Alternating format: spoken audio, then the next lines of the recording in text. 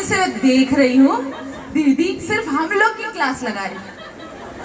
अब मुद्दे की बात की है तो उनका एक्सप्रेशन कैसे थे, देख लो सब उनका एक्सप्रेशन। हाँ ऐसे कर रही है वो, ये ठीक है और ये बात सही भी है। देखिए कुछ कुछ बहुएं भी बड़ी सरल होती हैं, सहज होती हैं, लेकिन कॉपरेशन कहाँ से नहीं मिलता, सासुओं की तरफ से कॉपरेशन नहीं मिलता। तो ऐसा नहीं होना चाहिए।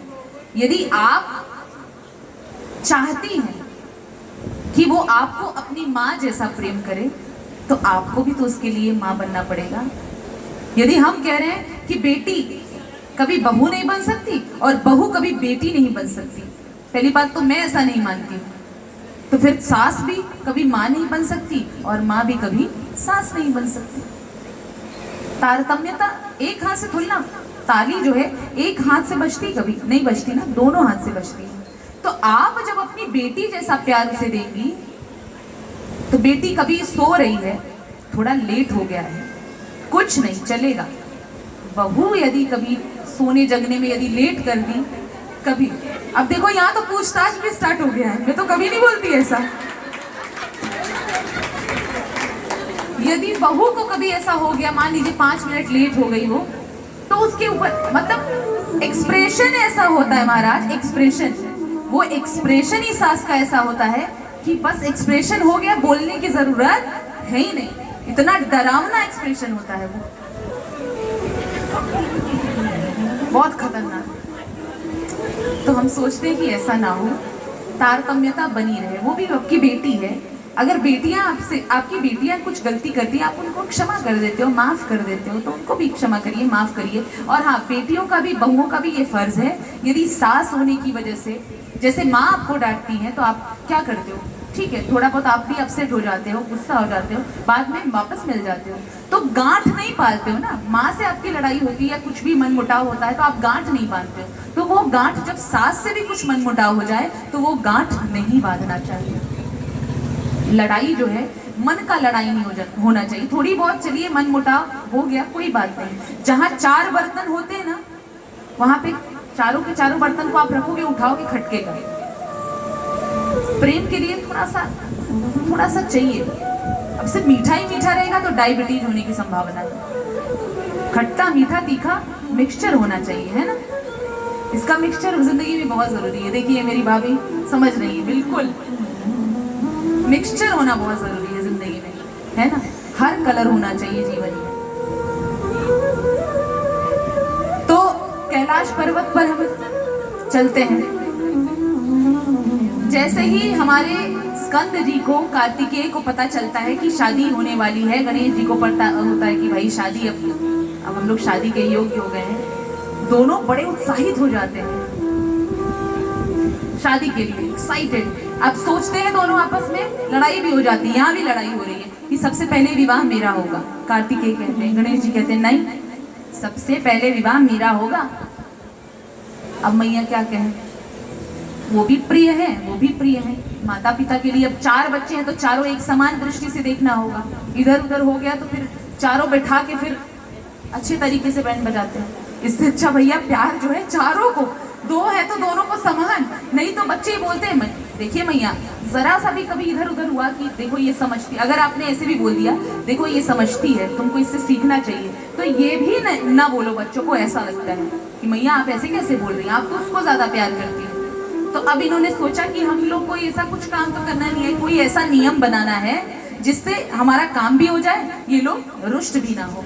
अब वो नियम क्या बनाया भोले बाबा ने, पार्वती ने मिलकर के, वो नियम क्या बनाया बताइए, आपने देखा भी होगा। हाँ हाँ बिल्कुल बिल्कुल, ये बात बिल्कुल बराबर, परिक्रमा लगाने का। तो वो परिक्रमा लगाने की बात सोचती है और बुलाती है, स्कंद इधर आइए आप। कार्तिकेय विराजमान और गणेश जी बोलते हैं कि देखो, जो सबसे पहले सर्वप्रथम पूरे ब्रह्मांड का परिक्रमा लगा करके इस कैलाश पर्वत पर हमारे और भोले के समक्ष आएगा, विवाह भी सबसे पहले उसी का होगा। तो तुम लोग जो है कल सुबह निकल जाओ भ्रमण, पूरे ब्रह्मांड का भ्रमण करना है, ऐसा नहीं, चीटिंग नहीं करनी है। गणेश को भी जाना है और कार्तिकेय तुमको भी जाना है।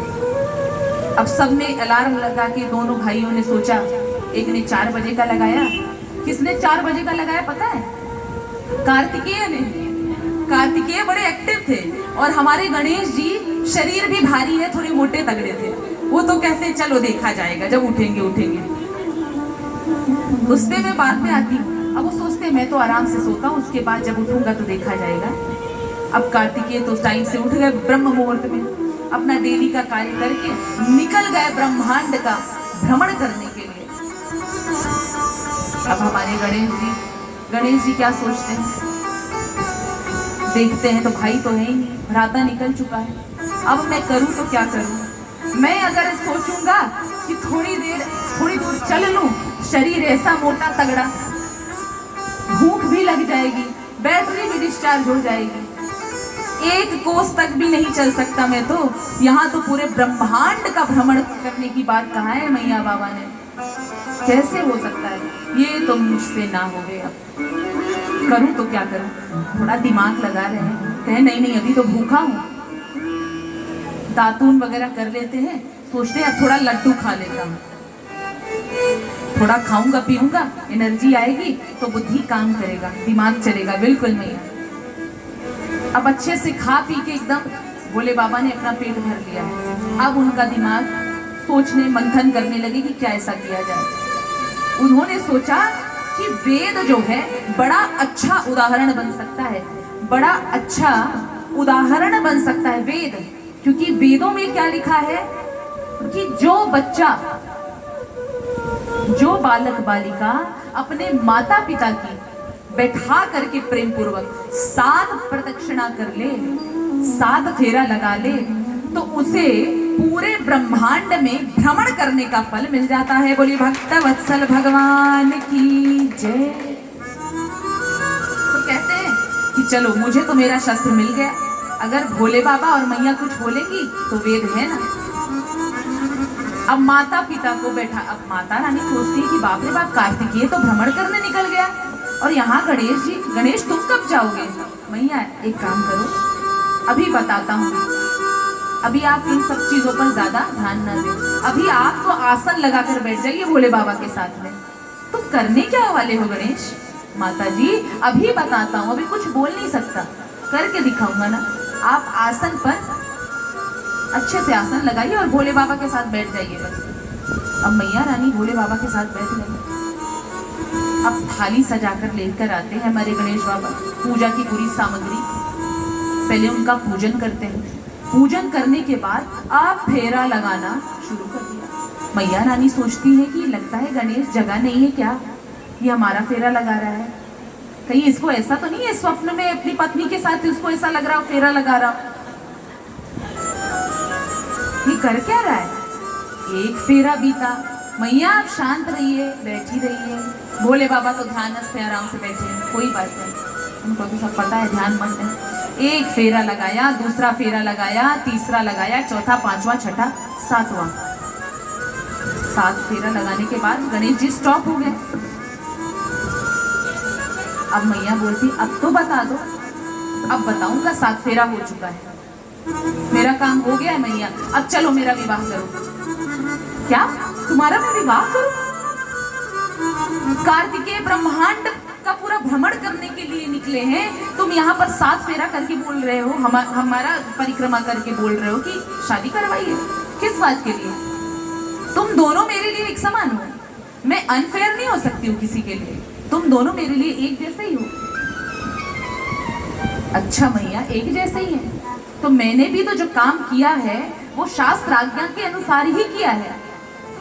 पता है उसके पास बुद्धि नहीं है, कार्तिकेय के पास। यदि बुद्धि होती ना तो आज मेरे साथ में वो भी आपका परिक्रमा कर रहा होता। अच्छा तुम्हारे बड़े भाई हैं, तुम ऐसे बोल रहे हो? हाँ मैया बोलना पड़ रहा है, क्या करूं, जब बुद्धि ही नहीं है तो बोलना पड़ रहा है। क्या बुद्धि नहीं, आखिर तुमने ऐसा क्या पा लिया और उसने क्या नहीं पाया? मैया बात ऐसी है कि आपने ही, भोले बाबा के ही मुख से निकला है ना वेद। वेद किसके मुख से निकला है? शास्त्र किसके मुख से निकला है? और हमारा शास्त्र, हमारा वेद, हमारा उपनिषद ये कहता है कि यदि माता पिता का परिक्रमा कर लिया जाए तो वो उसी के समान होता है, पूरे ब्रह्मांड में परिक्रमा करने के समान होता है। तो आप बताइए विवाह नहीं करेंगी? मैया वही कहती कि हाँ भोले बाबा अब आप ही निपटिए, हम तो कुछ नहीं बोल सकते, आपके श्रीमुख से तो निकला है समस्त वेद पुराण उपनिषद। भोले बाबा बोले देवी इसीलिए तो मैं पहले से ही नहीं बोल रहा था, ध्यानस्थ था, आंखें मेरी बंद थी, बोल तो आप ही रही थी, मैं कहाँ बोल रहा था। गणपति से कोई जीत पाया है? नहीं। तो अब भोले बाबा ने विचार विमर्श किया कि देखो माता रानी, अब जो है हम ज्यादा देरी ना करते हुए, अब जब ब्रह्मांड से वो भ्रमण करके आएंगे कार्तिकेय तब उनका विवाह कर देंगे, अभी तो फिलहाल गणेश के विवाह के बारे में सोचते हैं। अब जैसे ही इसका पता चल जाता है समस्त देवी देवताओं में कोहराम मच जाता है, सब उत्साहित हो जाते हैं, अरे मेरी बेटी से विवाह करेंगे गणेश जी, महादेव और देवी पार्वती जिनकी सासू माँ बन जाए उनका तो उद्धार हो जाएगा। तो अब सारे देवी देवता अपनी बेटियों का रिश्ता करने के लिए पहुंचते हैं। विश्वकर्मा नाम के देव भी हैं। कौन? विश्वकर्मा। और उनकी भी पुत्री है, एक पुत्री का नाम है सिद्धि, एक पुत्री का नाम है बुद्धि। अब जैसे उन्हें पता चलता है कि भगवान गणेश का शादी का विचार जो है भोले बाबा ने, मैया पार्वती ने बनाया है, तुरंत अपनी पुत्रियों को साथ में लेकर पहुंचते हैं कैलाश पर्वत कि देखो भोले बाबा, हमने तो ज्यादा विचार विमर्श भी नहीं किया आपस में, अपनी सती के साथ में, अपनी देवी के साथ में, यहाँ पर ही अपनी पुत्रियों को डायरेक्ट कैलाश पर्वत पर लेकर आ गया। ये आपके गणेश भगवान के लिए जो सबसे सही पुत्री हैं वो इस धरती पर सिर्फ सिद्धि और बुद्धि है, मेरी पुत्रियां। तो बड़ी खुश हो जाती है मैया पार्वती वो देख करके। तो अब मैया पार्वती अपने गणेश भगवान का, नन्हे से जो गणेश भगवान है उनका ब्याह रचाती है, सिद्धि और बुद्धि के साथ में उनका विवाह हो जाता है। विवाह संपन्न हो गया। अब गणेश भगवान जो है सिद्धि और बुद्धि